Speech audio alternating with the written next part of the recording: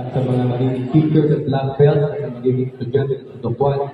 Huwag po natin kalimutan na mag-inspire po ang ating mga kabataan upang sila po ay mapunta sa magandang disiplina ng katawan, ng isipan, at maging maayos sa kanilang emosyon.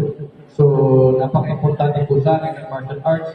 Ako po ay nag-umpisa 12 years old, ng Wing Chun, Jiu-Jitsu, Taekwondo, kickboxing, Aikido, Manis, knife fighting, at maraming pang iba. So, ako po ay isang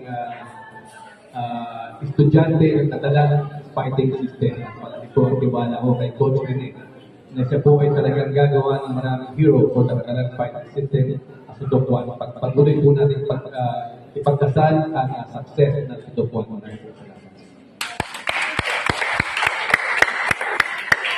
Once again, maraming salamat sa our Sudokuan Black Belt, Sir Raymond Bagatsi, sa paunlak ng sa akin. Alright? Once again, thank you so much to all the Sudokuan Black Belts and directors natin.